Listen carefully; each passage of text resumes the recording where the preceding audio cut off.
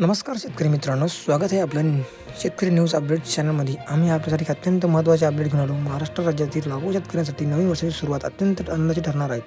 खरीप हंगामात झालेल्या अवेळी पावसामुळे आणि नैसर्गिक आपत्तीमुळे ज्या शेतकऱ्यांना पिकाचे नुकसान झाले होते त्यांना आता पीक विम्याची प्रतीक्षा संपली आहे.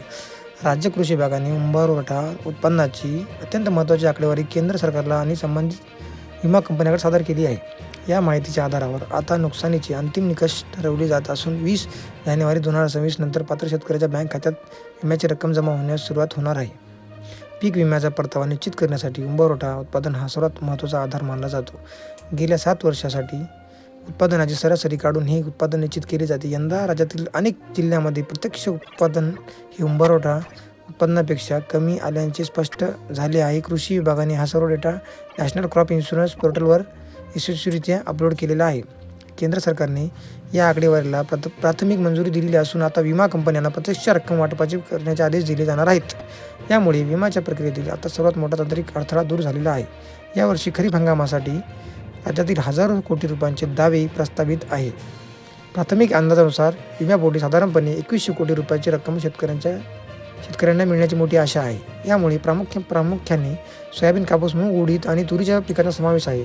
ज्या जिल्ह्यामध्ये पावसाने मोठी ओढ दिली होती किंवा जिथे अतिवृष्टीमुळे पिके वाहून गेली होती अशा भागातील शेतकऱ्यांसाठी या मोठा वाटा मिळणार आहे. सरकारने विमा कंपन्यांना कडक सूचना दिली आहे की कोणतीही त्रुटीमुळे शेतकरी लाभार्थी वंचित राहू नये.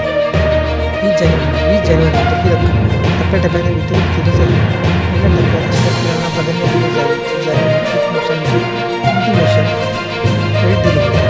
ही सर्व रक्कम थेट लाभ हस्तांतरण द्वारे शेतकऱ्यांच्या आधार लिंक असलेल्या बँक खात्यात जिल्हानिहाय विचार करून जिल्ह्यामध्ये विम्याची मोठी रक्कम वितरित होण्याचे संकेत आहेत. शेतकऱ्यांनी आपले खाते सक्रिय आहे की नाही आणि आधार कार्ड बँकेशी जोडलेले आहे का याची एकदा खात्री करून घेणे आवश्यक आहे.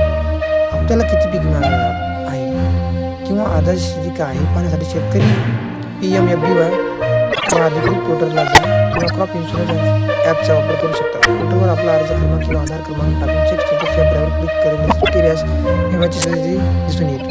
जर एखाद्या शेतकऱ्याच्या तांत्रिक कारणामुळे ठरला असेल तर त्यांना जिल्हा परिषद शेतकऱ्यांकडे मागण्याची संधी दिली जाते. पारदर्शक प्रक्रिया